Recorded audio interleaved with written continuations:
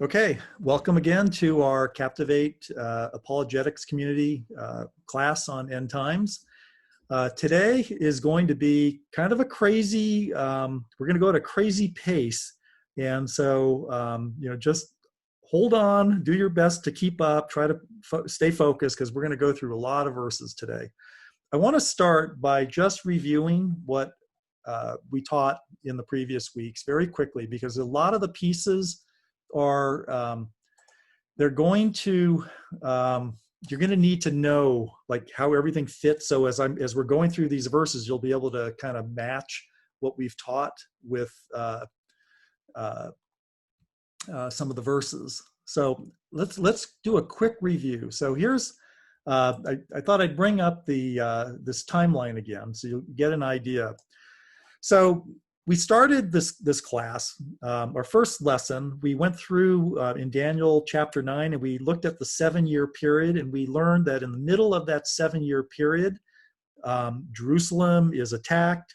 The temple that is yet to be built, but this temple that will be in Jerusalem is going to be desecrated by this person we know as the Antichrist. And at that point, we learned that at the end of that 7-year period, it would be the end of sort of the final sin and all those kinds of things, and it would usher in the millennial kingdom, this kingdom by the Messiah.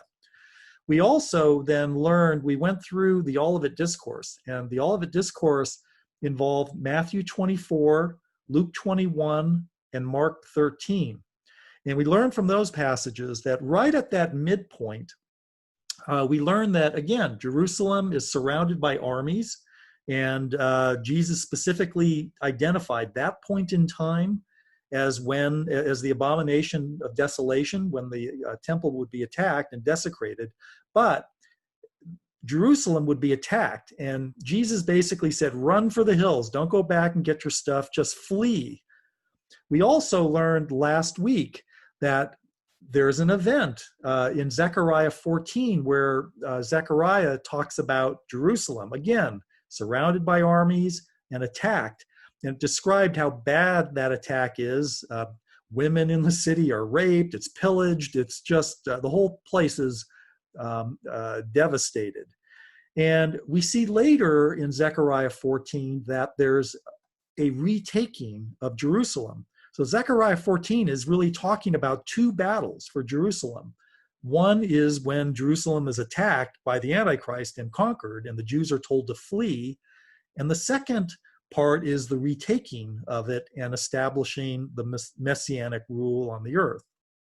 Now, we also looked at Revelation chapter 12, and we learned that exactly at that same point, that midpoint, there's a battle, there's a war that's going on in heaven, and it says that Satan is cast out and he is mad. He gets cast down to the earth, and it in Revelation 12 says he's so furious he goes after the Jews. And somehow it's described as the earth kind of like opening up and saving the Jews, and then as the earth is opened up, it's describing the attack against them like a flood, but the earth somehow swallows it up. And you can't help but compare that to Moses and the Jews at the Red Sea, and the Red Sea parted and the Jews went through. And then Pharaoh and his armies tried to come after the Jews, and they were swallowed up as the Red Sea closed in on them. And Revelation 12 says that the Antichrist, his armies are defeated at that point, and it so infuriates him that it says he goes after the rest of her offspring, the offspring of of Israel described as a woman. And it says he goes after the rest of her offspring, the ones who hold to the testimony of Jesus. And we know that to be Christians, believers, not Jews. And then we go back to the Olivet Discourse, and Jesus said right there at the midpoint, when everybody's fleeing, when the Jews are fleeing, right at the midpoint, he said that's the beginning of the Great Tribulation. And then Jesus describes that event as getting so bad that he has to cut those days short. For the sake of the elect, he cuts those days short. And what cuts it short? It's his return. Now, remember, we started our first class, actually, I guess it was the second class, but I ended the second class by asking a simple question.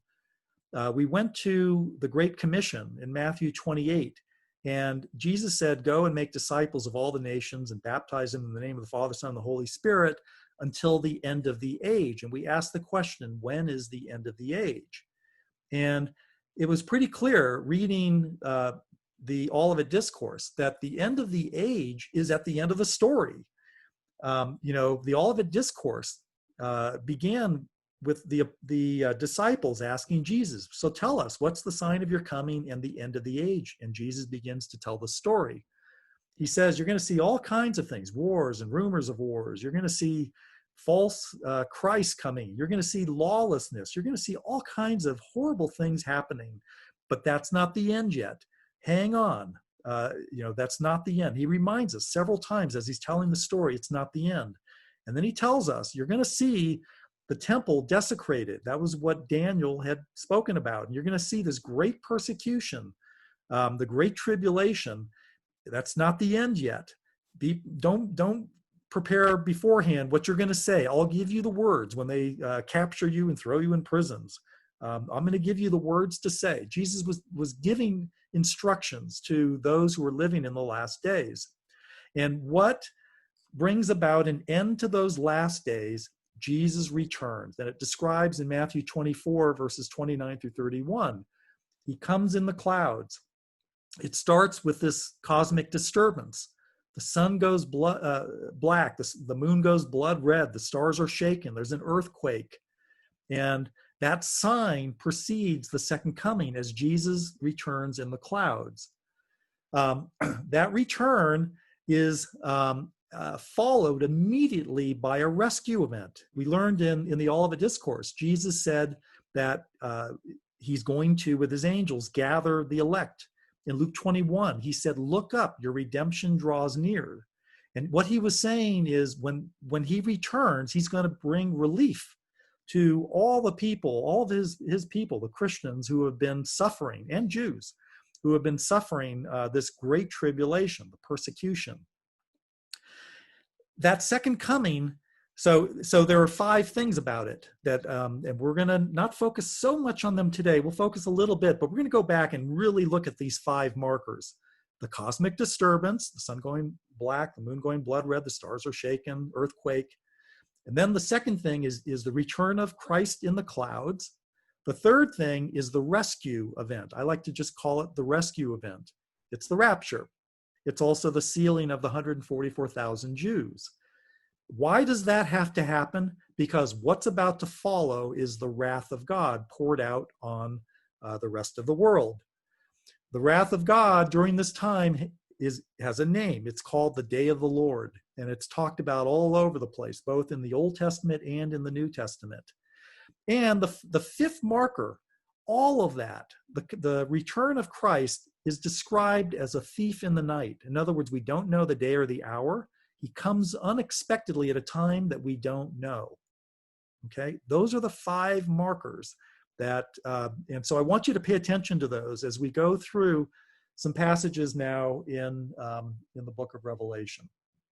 All right, so hold on to your seats. This is going to get crazy. We're going to go fast. And I apologize a little bit. We're not going to try to go in detail in every verse. So I'm going to read the verses, even though I won't necessarily go into detail in all the verses that we go through, because there's certain passages that I really want us to focus on. Okay? So let's go to Revelation. I'm going there right now. We're going to pick up the story in I guess I'll start in chapter 4, but I don't want to spend a lot of time in chapter 4. So chapter 4 of the book of Revelation starts out. John is taken up into heaven, and he's seeing this amazing scene in heaven. There's all kinds of creatures in heaven, and there are 24 elders up there. Who knows who those 24 elders are? The pre-trib position, by the way, would like for us to believe that those 24 elders are actually representing symbolically somehow the church. The church has already been raptured, and somehow 24 elders is representing the entire church. Now, I would expect if John was up in heaven, he would see, billions of people or something like that, the church. If the rapture has already occurred, why would he say 24 elders? And if he's up there, would he see himself? Is he one of the 24 elders? Because some pre-tribbers would like us to believe that you have 12 apostles and you have 12, the 12 tribes of Israel. And so John would be one of the 12, apostles, but yet John is looking at, 24 elders. It's kind of confusing.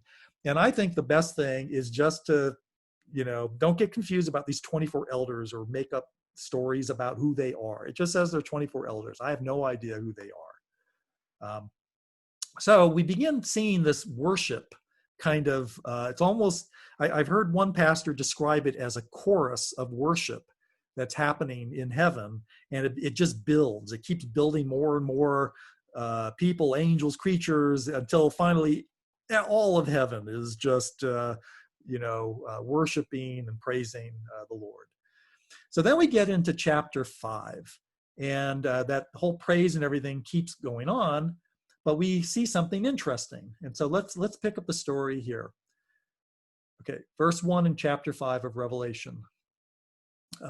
Then I saw in the right hand of him who was seated on the throne a scroll written within and on the back, sealed with 7 seals. And I saw a mighty angel proclaiming with a loud voice, "Who is worthy to open the scroll and break its seals?" And no one in heaven or on earth or under the earth was able to open the scroll or look into it. And I began to weep loudly, because no one was found worthy to open the scroll or to look into it. And one of the elders said to me, "Weep no more. Behold, the Lion of the tribe of Judah, the root of David, has conquered, so that he can open the scroll and its 7 seals." By the way, those are all references to the Messiah. Those are Old Testament Messiahs, references to the Messiah. It's Jesus, obviously. And between the throne and the 4 living creatures, and among the elders, I saw a lamb standing as though it had been slain, with 7 horns and with 7 eyes, which are the 7 spirits of God sent out into all the earth. And he went and took the scroll from the right hand of him who was seated on the throne. And when he had taken the scroll, the 4 living creatures and the 24 elders fell down before the Lamb, each holding a harp and golden bowls full of incense, which are the prayers of the saints. And they sang a new song, saying, "Worthy are you to take the scroll and to open the seals. For you were slain, and by your blood you ransomed people for God, from every tribe and language and people and nations. And you have made them a kingdom and priests to our God, and they shall reign on the earth." All right, let's stop for a second, because there's a few things that I just want to throw out there. There's somebody sitting on the throne, and then there's the Lamb. And the question is, who is sitting on the throne? And is it possible that there's really only 2 choices. It's either God the Father sitting on the throne, or it's Jesus sitting on the throne. And then we have the Lamb. And it's almost like, okay, wait a minute. The Lamb is Jesus. If Jesus is sitting on the throne, are there 2 Jesuses in heaven? And, is that possible that Jesus could actually kind of be manifest in multiple instances simultaneously? Is this symbolic? What is it? And if this is God the Father sitting on the throne, how do we picture this? Is God the Father, in our minds, sort of pictured as an elderly man, maybe husky and, really manly kind of a looking, fatherly image. And there's his dutiful, faithful son at his right-hand side. And there's really 2 human-looking manifestations of God in heaven. Is that possible? Or is this really, it's simply God in the form of, of him when he's in his role as King of Kings sitting on the throne, and at the same time kind of symbolically showing Jesus as the Lamb who was slain? And does he look like a lamb? What does it even mean for him to, be described as a lamb who was slain, but he's standing up? And if you think too hard about this, it will make your head spin. I'll tell you what my preference is, but I can't be positive. I think there's only one manifestation of God in heaven. I think Jesus is the King of Kings, He is the one sitting on the throne, even though it's describing him like in two different manifestations. Um, and I could be completely wrong on this, but it's sort of messing up my worldview to think of somehow a young version of God in heaven and then an older maybe version of God in heaven, both claiming, to be king. And it's kind of hard for me to put all of that together. And I hope you'll wrestle a little bit with that too. And the other thing that is interesting is it says that in verse 10, it's talking about, God's people, and says you, meaning, Christ has made them a kingdom and priests to our God, and they shall reign on the earth. And you remember last week, we talked about how from Daniel chapter 7, it was focusing on the Jews being the ones who are going to rule the earth with the Messiah during the millennial kingdom. And it's not until 1,000 years later, as we'll see later in our study, not today, that it's only after the 1,000 years that heaven and earth are united.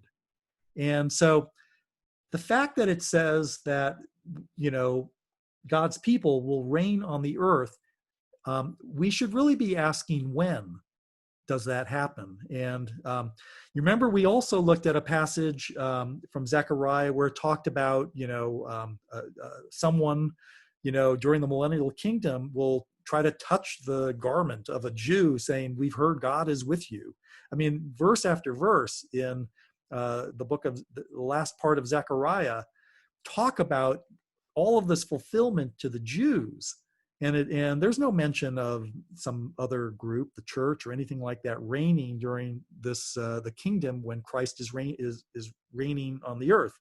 And not only that, it talks about him ruling with a rod of iron, and it talks about the nations that don't follow the commandment to observe the Feast of Tabernacles. They're going to be cursed. They won't get rain. This hardly sounds like, the Garden of Eden on earth.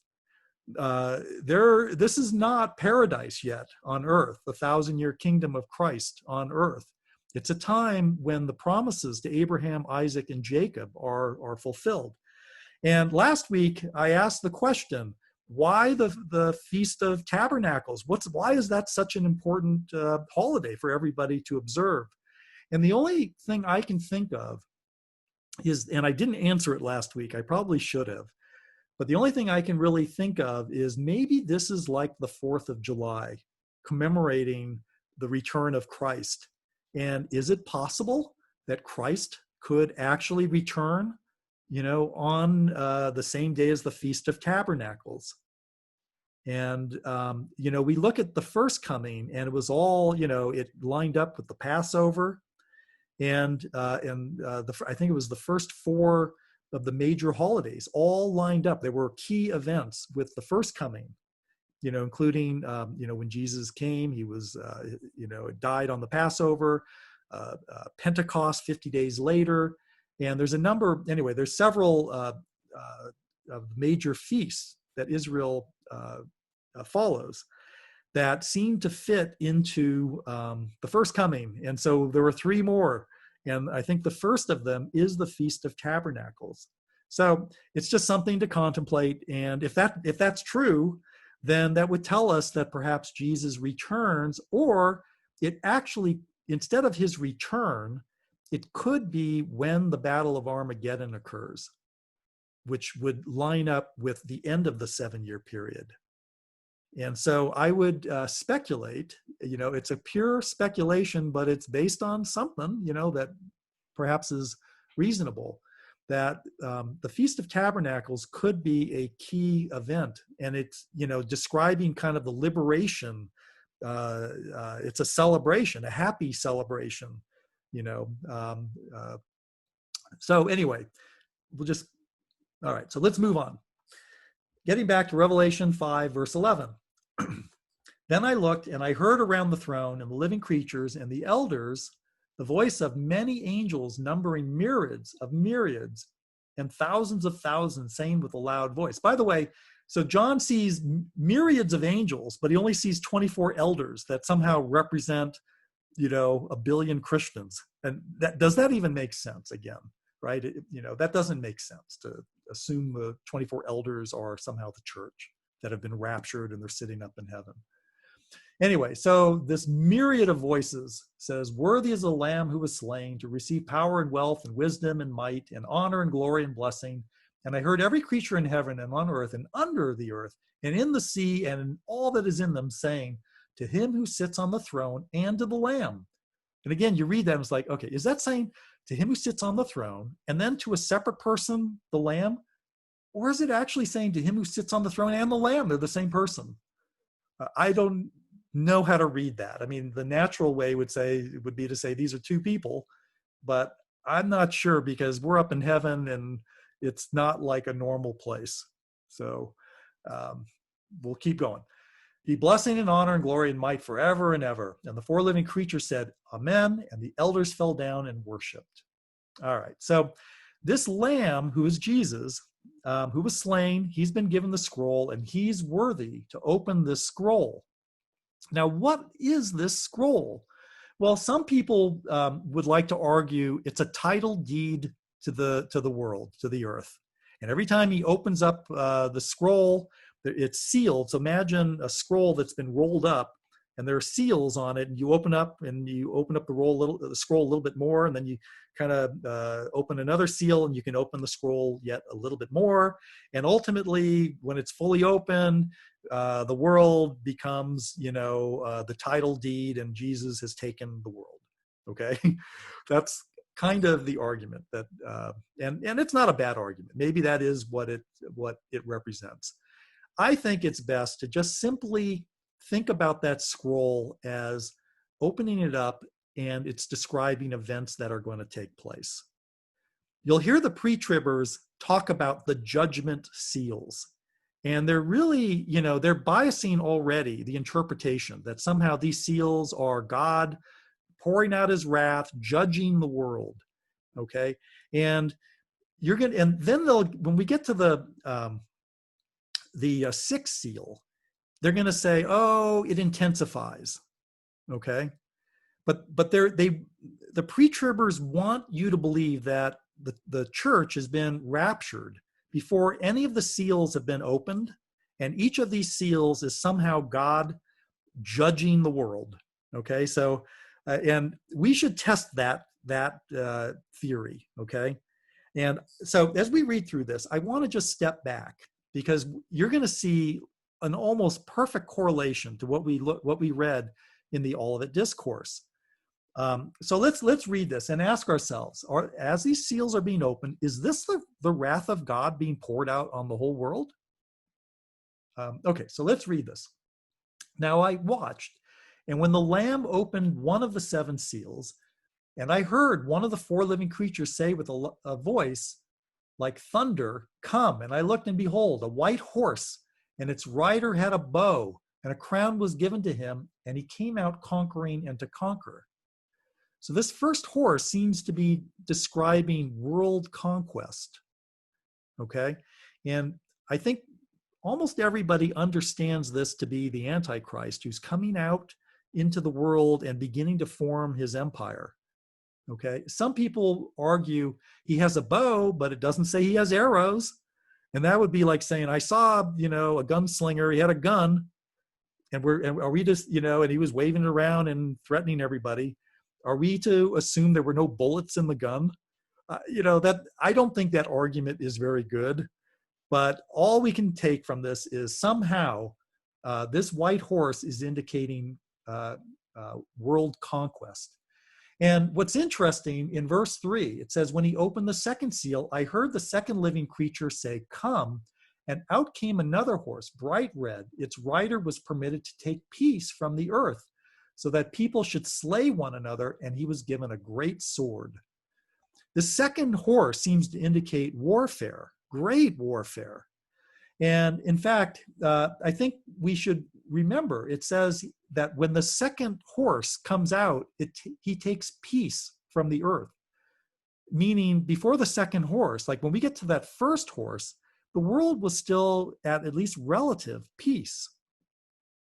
So, it kind of goes back to reminding us, remember the 7-year period starts with some sort of covenant made in Israel. I think it's a peace treaty. And it's that 7-year period starts with the world thinking, isn't this great? We're at peace. And then not too long after that, the second horse comes out, and symbolically what it's describing is warfare begins to break out all around the world. And it's talking about this, whoever this person on the horse has a great sword, really indicating an army, warfare, violence. Then verse 5, when he opened the third seal, I heard the third living creature say, come. And I looked, and behold, a black horse, and its rider had a pair of scales in his hand. And I heard what seemed to be a voice in the midst of the 4 living creatures, saying, a quart of wheat for a denarius, and 3 quarts of barley for a denarius, and do not harm the oil and the wine. And what it seems to be describing are famine conditions. People are starving. A denarius is like a day's worth of labor back in those days. So if you were just an unskilled laborer, you would typically be paid a denarius for your work. And a quart of wheat might be enough food for you to barely survive on for that day. And then it says, do not harm the oil and the wine. And some people try to look at the word for oil and somehow connect it to petroleum. But I don't think so. I don't think that's what it's talking about. Oil and wine were sort of foods or cooking ingredients for rich people. And it's almost like describing this the scene where most of the world is starving, but there are some rich people who, the elites who are, living in very opulent conditions. It's kind of this, very unfair sort of environment. The rich elite are well off, but most of the world is starving.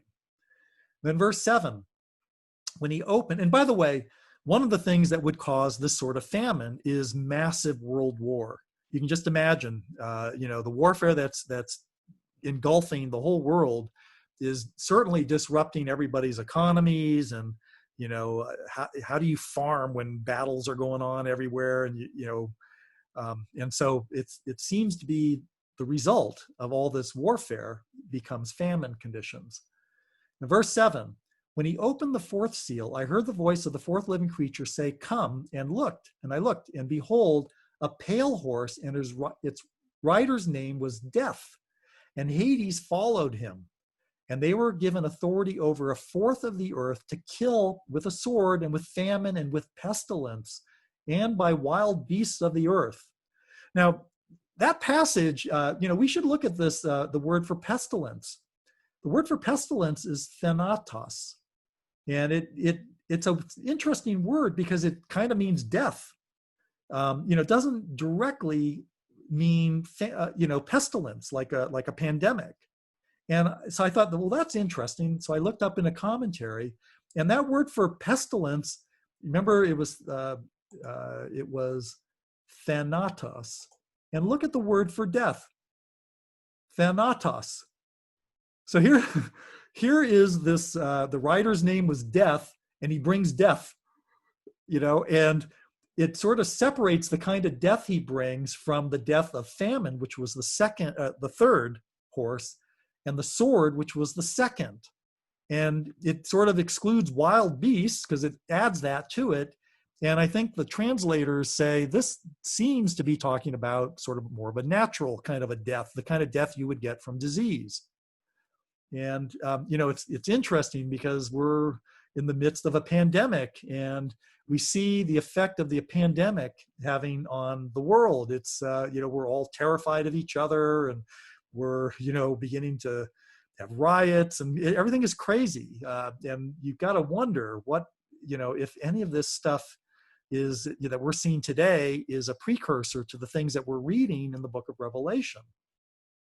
We saw the same kind of crazy story with wars and famines and rumors of wars and all kinds of things leading up to the abomination of desolation.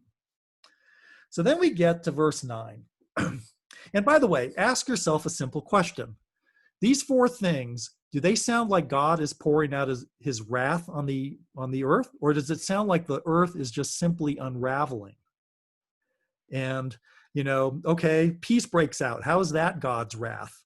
Wars break out, and they're really bad. A fourth of all mankind dies in these wars. But we've had terrible wars before.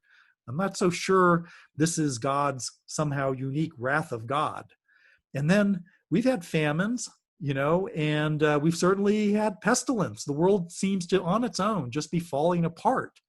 Remember when we read the Olivet Discourse, why did Jesus have to return? And it said he cut those days short because if he didn't, nobody would survive. It gets so bad. The world all on its own falls apart. Jesus has to return or else nobody's going to survive.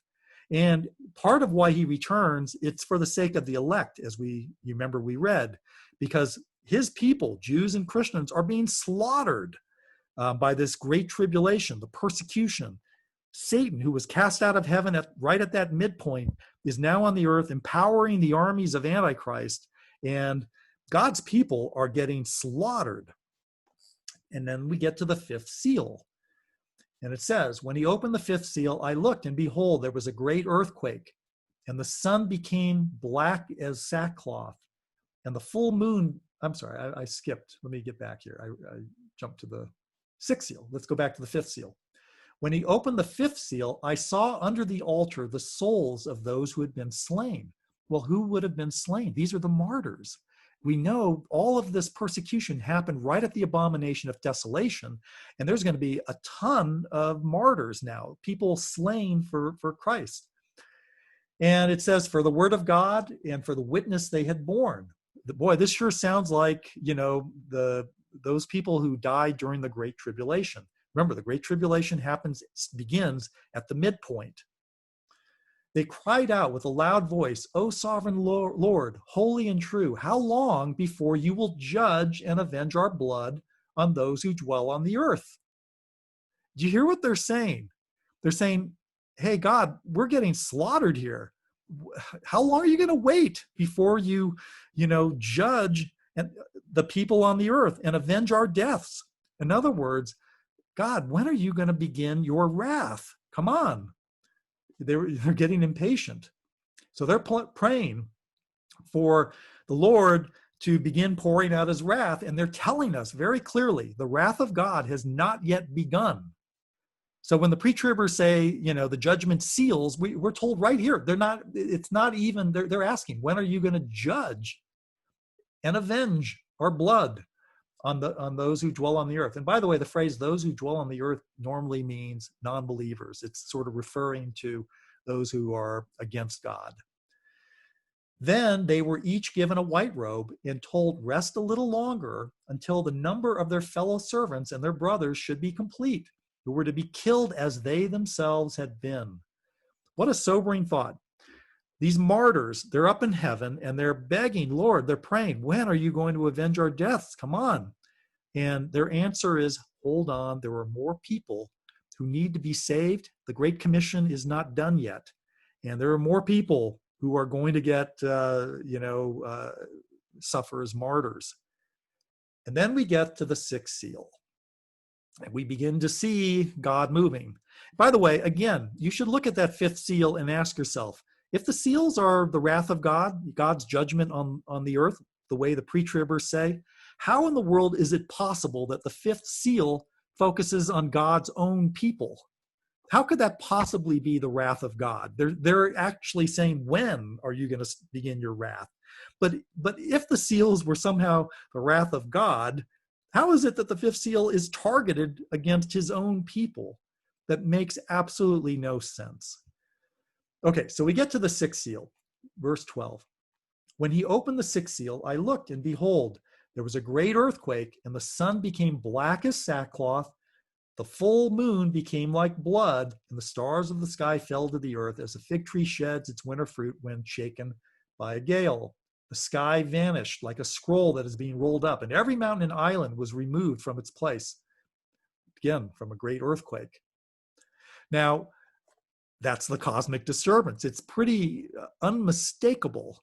You remember in Matthew 24, that was the sign, and then Jesus returns with the clouds. Well, what do we see here in the sixth seal? Then the kings of the earth and the great ones and the generals and the rich and the powerful and everyone, slave and free, hid themselves in the caves and among the rocks of the mountains. They're terrified, calling to the mountains and rocks, fall on us and hide us from the face of him who is seated on the throne and from the wrath of the Lamb. Again, we see someone on the throne and the Lamb. Or is it the same person or is it two people? Who are these two? For the great day of their wrath has come, and who can stand? That verse right there, the great day of the wrath has come, and who can stand? That's actually quoting a passage from the Old Testament describing the day of the Lord. And we see the fifth seal, these martyrs are saying, when are you going to begin pouring out your wrath? And then we see in the sixth seal, the cosmic disturbance, we see somehow the coming of the Lamb, the return of Christ following the cosmic disturbance, and everybody's terrified. They don't repent. It doesn't look like they repent. And they're terrified, and they say, oh my gosh, the great day of the wrath has come, and who can stand? And we're getting ready now for the wrath of God to be poured out on the earth. Okay, it's pretty, I think it's pretty clear where we're at in time. Now remember, back in the Olivet Discourse, Jesus described this cosmic disturbance followed by his coming in the clouds. It said it happens after the tribulation of those days. And it was referring to the great tribulation that begins right at that midpoint. So we know we're some time after that midpoint. We don't know how long. All we know is the sixth seal occurs sometime after the midpoint of the 7-year period. It's the answer to the prayer, the martyrs who have been slain. Well, now Jesus is returning and he's angry, and the wrath of God is about to be poured out on the earth. But you remember in the Olivet Discourse, it said that when the Lord returns, his angels gathered the elect from the four corners of the earth. And in Luke 21, it said, look up, talking to those Christians and Jews who have been persecuted. Look up, your redemption draws near.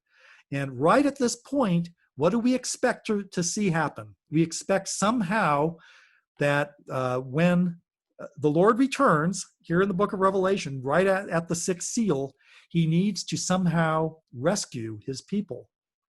Okay, that's what we expect before he pours out his wrath. And so what do we get in chapter 7? So let's begin chapter 7 now.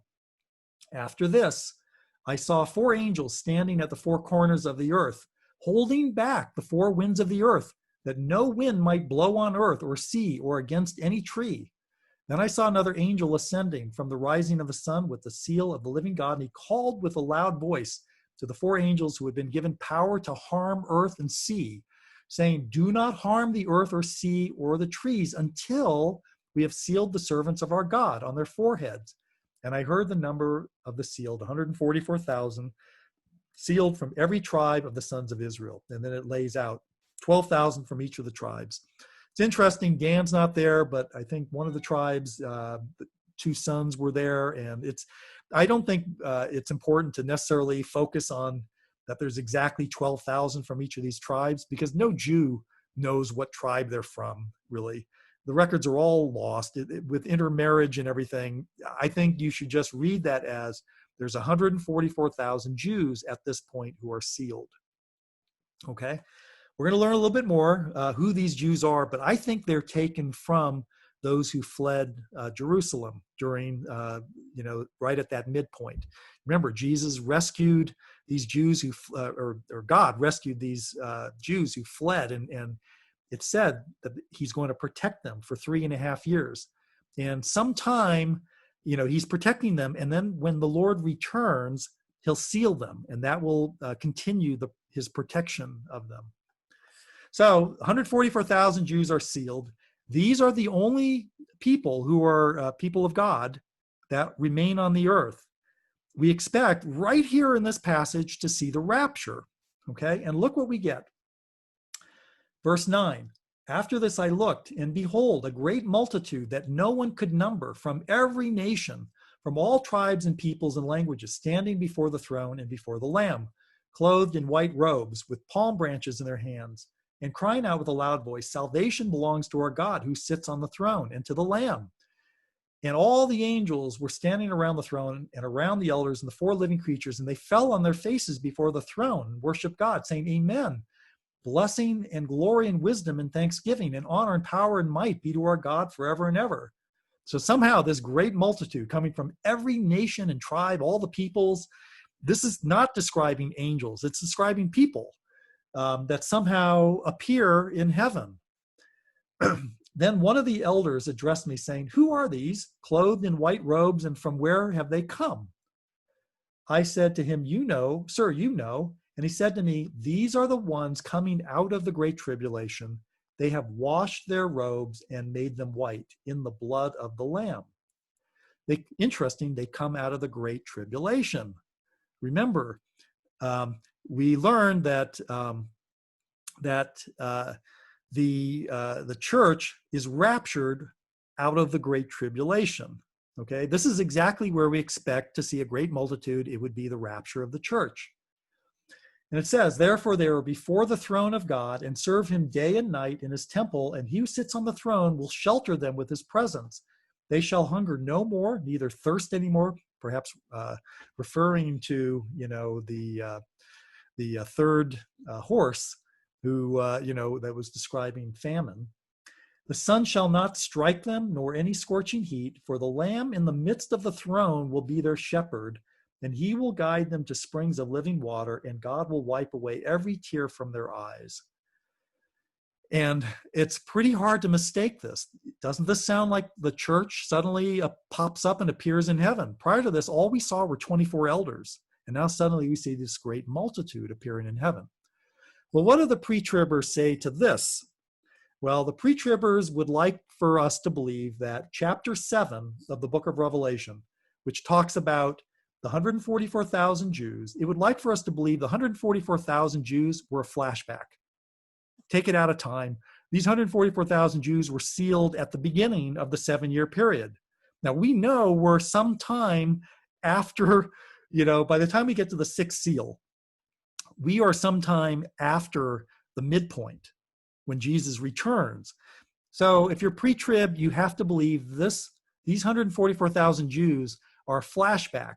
And somehow we know that there are all kinds of believers around during the 7-year period. So these 144,000 Jews become evangelists, and they run around the world preaching the gospel and evangelizing people. Now, there's no passage that talks about that, and there's absolutely no reason for us to believe chapter 7, at least the first part of chapter 7, is a flashback. That is a liberty that we should not be taking. And then they look at this part that talks about the great multitude appearing in heaven, and they say, "Oh, these are just more martyrs that are continually popping up and appearing in heaven." It's not the rapture. It's just every time a person's martyred, and people are getting martyred continually through the entire 7-year period, they just pop up and appear in heaven. And I find that to be, again, not a very reasonable interpretation. We know right here, we expected whoever remains on the earth, they need to be protected, and the rest of God's people need to be taken out of the earth, raptured, because what's about to follow is the wrath of God. And not only that, look at this right here. Back in chapter 6, it's verse 12, it's talking about the 6th seal. Then we get chapter 7, 144,000 Jews sealed, a great multitude appearing in heaven. And then the next verse, starting in chapter 8, says, "When the Lamb opened the 7th seal, there was silence in heaven for about half an hour." Chapter 7 is sandwiched right between the 6th and the 7th seal. I mean, how crazy do you have to be to not see, that this is happening right in time? There's no flashback here. Jesus is, the book of Revelation is continuing to just tell us the narrative. It's telling us the story. It's pretty clear. It should be pretty clear to you that what's happening in chapter 7, sealing of 144,000 and the rapture of the church, is all happening right when Jesus returns, because he has to rescue his people. And then we begin the wrath of God. All right. So let's keep going because this is going to put everything into context. When the Lamb opened the seventh seal, there was silence in heaven for about half an hour. Then I saw the seven angels who stand before God, and seven trumpets were given to them. Now, it's pretty obvious. The seventh seal is open. There's silence in heaven for half an hour. I have no idea if that's a real half hour or if it's figurative. And then after that, these angels are given seven trumpets. Seven angels are each given seven trumpets, one trumpet to each of the seven angels. And another angel came and stood at the altar. Oh, by the way, let me just back up a little bit here too. Notice how before the sealing of the 144,000 and the great multitude appearing in heaven, it's talking about these four angels who are told, hold on, don't let anything harm the earth yet. It's really the precursor saying the wrath of God is about to start, but hold on, we have to seal 144,000 Jews and we have to rescue the church. Then these four angels are going to be allowed to harm the earth. Okay, the wrath of God is going to begin. Okay, so another angel came and stood at the altar with a golden censer, and he was given much incense to offer with the prayers of all the saints on the golden altar before the throne. And the smoke of the incense with the prayers of the saints rose before God from the hand of the angel. Then the angel took the censer and filled it with fire from the altar and threw it on the earth. And there were peals of thunder, rumblings, flashes of lightning, and an earthquake. And we're beginning now to see the wrath of God. Okay? The prayers of these saints, remember the fifth seal. The saints are saying, hey, Lord, they're under the altar. They're basically praying, when are you going to avenge our death? And now their prayers are about to be answered. The wrath of God is about to begin. And it begins with the seven trumpets. Now, the seven angels who had the seven trumpets prepared to blow them. First angel blew his trumpet, and there followed hail and fire mixed with blood, and these were thrown upon the earth. And a third of the earth was burned up, and a third of the trees were burned up, and all the green grass was burned up. All right, so somehow this first trumpet is blown, and hail, fire mixed with blood. It almost sounds like one of the plagues from Moses. They're thrown down on the earth, and fires occur, and things are burned up. The second angel blew his trumpet. And by the way, if a third of the earth is burned up, just think about this. If there were believers scattered around the earth, how could it be that, hail and fire is coming down, and somehow would it be impacting if there were believers on the earth somehow that weren't protected? Right? The pre-trib position says there's all these tribulation saints all over the world. The gospel's been preached, and there are all these new believers. And then we're being told here, kind of indiscriminately, stuff seems to be coming out of heaven, hitting the earth. I mean, is God putting a little protection, kind of like a thing around his own people, if there was such a thing as tribulation saints? And there is no reason to believe that God is doing that. The only real explanation is there are no believers other than the 144,000 that are specially sealed and protected. They're protected by God during this final part of the 7-year period. Okay? We get to the second angel, blows his trumpet, and something like a great mountain burning with fire was thrown into the sea. And a third of the sea became blood, a third of the living creatures in the sea died, and a third of the ships were destroyed. Again, if there was such a thing as tribulation saints, as the pre-trib position would like us to believe, if you're a tribulation saint on a ship, are you somehow, the tsunami that's coming from this mountain burning with fire that's thrown into the sea, are you spared? There's no indication at all. It just indiscriminately seems to be destroying a third of the ships. Then we get verse 10. The third angel blew his trumpet, and a great star fell from heaven, blazing like a torch, and it fell on a third of the rivers and on the springs of water. The name of the star is wormwood, which means wormwood. It means bitter. Wormwood. A third of the waters became wormwood or bitter, and many people died from the water because it had been made bitter. And again, you could say if they're tribulation saints and they're drinking the water like anyone else, would they be dying from this? It doesn't really make sense. The fourth angel blew his trumpet, and a third of the sun was struck, and a third of the moon, and a third of the stars, so that a third of their light might be darkened, and a third of the day might be kept from shining, and likewise a third of the night. Then I looked, and I heard an eagle crying with a loud voice as it flew directly overhead, "Woe, woe, woe." There are three woes. To those who dwell on the earth at the blasts of the other trumpets that the three angels are about to blow. These final three trumpets are devastating, okay? Those first four trumpets seem to be describing stuff coming from outer space, pummeling the earth. And you've got to wonder, when Jesus returns, the sign of his coming is this cosmic disturbance. You almost have to wonder, is this cosmic disturbance describing, what is about to hit the earth? And we see it in those first four trumpets, stuff hitting the earth. But what's coming next is even worse. And I think we'll try to, I won't go through all the verses I thought I was going to go through. We'll save some for next week. But I want to get through chapter 9 at least. So remember, there are three woes. And we're going to focus on the first of these woes, which is the fifth trumpet. Okay, so we begin chapter 9 of the book of Revelation. And the fifth angel blew his trumpet, and I saw a star fallen from heaven to earth, and he was given the key to the shaft of the bottomless pit. Somehow there's this bottomless pit.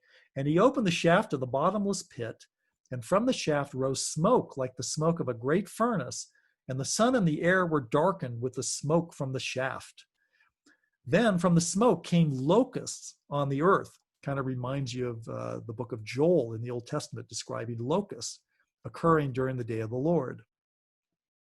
Then from the smoke came locusts on the earth, and they were given power like the power of scorpions of the earth.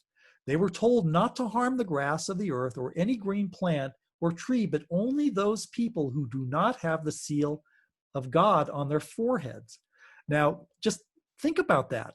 These scorpions, these locusts, their sting is like scorpions, and people who have I've heard people describe what it's like to be stung by a scorpion, and it can be like you're almost like demon possessed. You're in so much pain and agony and torment. I've heard it described like that, but it says they're allowed to harm everybody but those who have the seal of God on their foreheads. It says, let me read that again. They were told not to harm the grass of the earth or any green plant or any tree, but only those people who do not have the seal of God on their foreheads. It would appear that only the 144,000 are spared from this plague. And again, we could ask, if there are tribulation saints on the earth, are they being tormented by these scorpion, demon, whatever they are, that have been released from the pit? That seems impossible. How could God, be basically judging and pouring out his wrath on his own people? That makes no sense. And it says they were allowed to torment them for 5 months. Remember, a month is 30 days, 150 days, but not to kill them. And their torment was like the torment of a scorpion when it stings someone. And in those days, people will seek death and will not find it. They will long to die, but death will flee from them. Can you imagine? You're being tormented by somehow this demon locust, whatever it is, and it's so horrible. You want to die, but you can't die. It's like you're trapped in your own mind, being tormented, and there's no escape. What a horrible, horrible thing. But it gives us a major clue. It says this lasts for 5 months. The fifth trumpet lasts for 5 months. And if Armageddon happens after this, and this happens after Jesus returns and raptures his church, and Jesus returns and raptures his church some unknown time after the midpoint, that's telling us that the pre-trib position cannot be right. It's telling us very directly that the pre-wrath timeline is the correct timeline. It's telling us that Jesus returns sometime after the midpoint, but at least 5 months before Armageddon. Okay? And if we missed it, let's keep going. It says, in appearance, the locusts were like horses prepared for battle. On their heads were what looked like crowns of gold. Their faces were like human faces. I mean, these aren't normal locusts. These are like demon, insane locusts. Their hair like women's hair. They have long hair. And their teeth like lions' teeth, sharp teeth with pointy teeth. They had breastplates like the breastplates of iron. And the noise of their wings was like the noise of many chariots with horses rushing into battle. Some people, it says, they have tails and stings like scorpions and their power to hurt people. And it says it again, for 5 months. If we missed it the first time, there it is again. 5 months is in their tails. Some people want to describe this as these military helicopters. I don't know about that. To me, I just read this and I think these sound like, demon locust something. I don't know how to even describe them, but they're tormenting people. They seem to be able to get into everyone's heads and torment them. And this thing, whatever they're doing, lasts for 5 months. And up until now, everything has, even though it's been crazy bad, this is taking it to another level. And it's described as the first woe. There were 3 woes. Okay? Remember that. They have as king over them the angel of the bottomless pit. His name in Hebrew is Abaddon. And in Greek, he is called Apollyon. And that simply means a destroyer. There's somehow this king of this bottomless pit that becomes a player in all of this. So just remember that. Tuck that away in your mind. Somehow for 5 months, this king of the whatever these demons, and it's described as an angel, but it's really a spiritual being, a demon. Obviously, it's not a holy angel.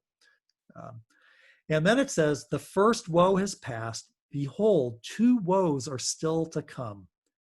Then the 6th angel blew his trumpet, and I heard a voice from the 4 horns of the golden altar before God, saying to the 6th angel who had the trumpets, release the 4 winds who were bound at the great river Euphrates. So the 4 angels who had been prepared for the hour, the day, the month, and the year were released to kill 1/3 of mankind.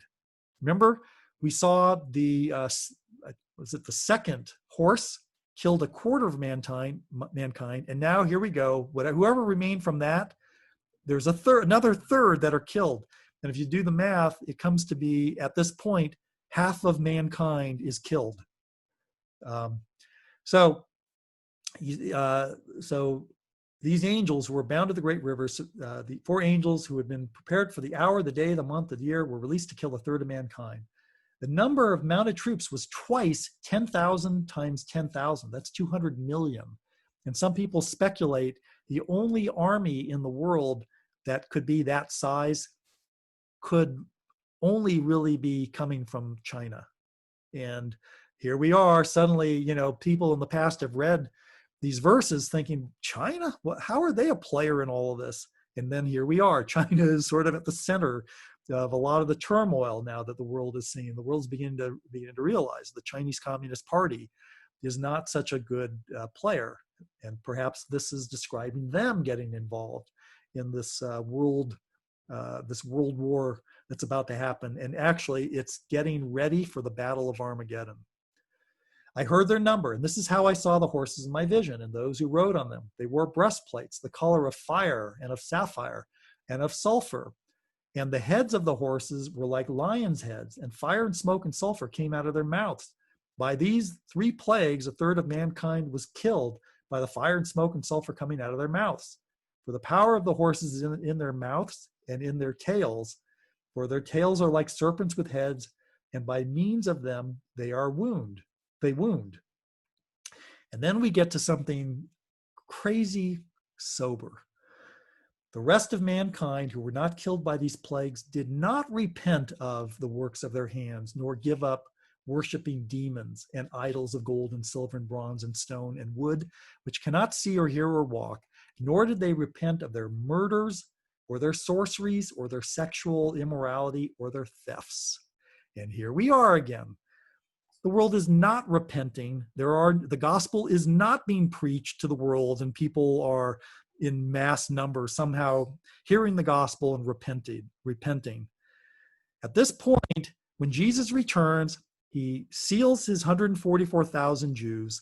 He raptures the church. There is no one else left on the earth who's a believer. And these plagues begin to fall, and nobody is repenting. This is the wrath of God. It's like when the flood came, and the people that were being drowned in the flood were not repenting. When Lot and his family left Sodom and Gomorrah, nobody in Sodom and Gomorrah was repenting and getting saved when the wrath of God was poured out on them. And, it reminds me years ago, many, many, many years ago, I was watching, I think it was on 2020. It was, the news show. And they were talking about ultralights, those really lightweight personal airplanes that people would fly as a hobby.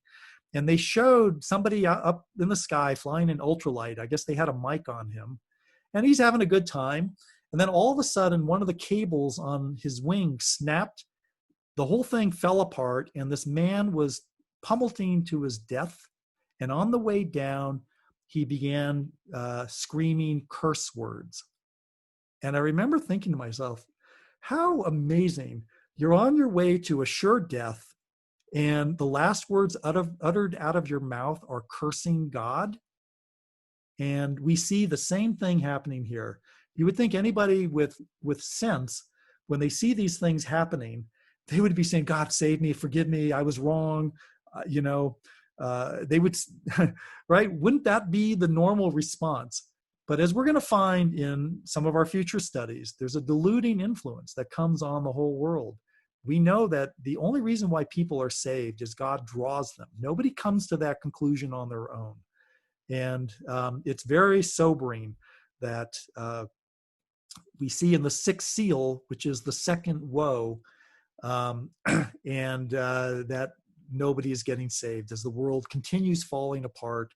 Demons are released, unbelievable torment, and nobody is repenting.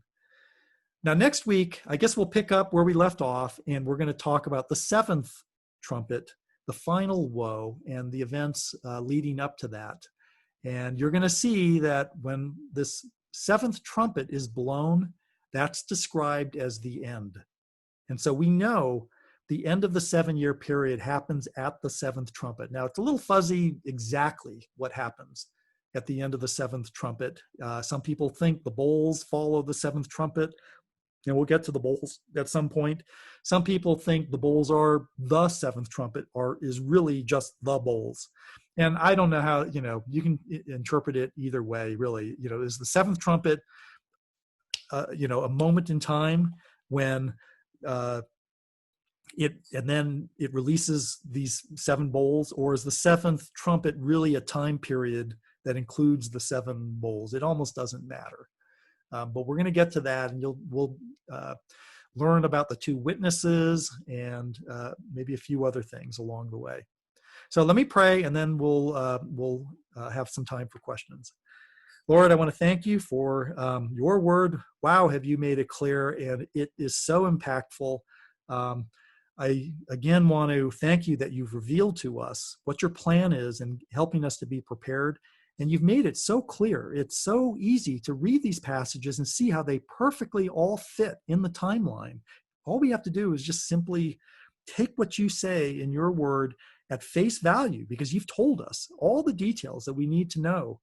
And so we thank you so much for your word, Lord, and we pray that this will help us, not just to have some head knowledge, but it will help us to glorify you in everything we do. And we just pray in the name of your Son, Jesus Christ. Amen.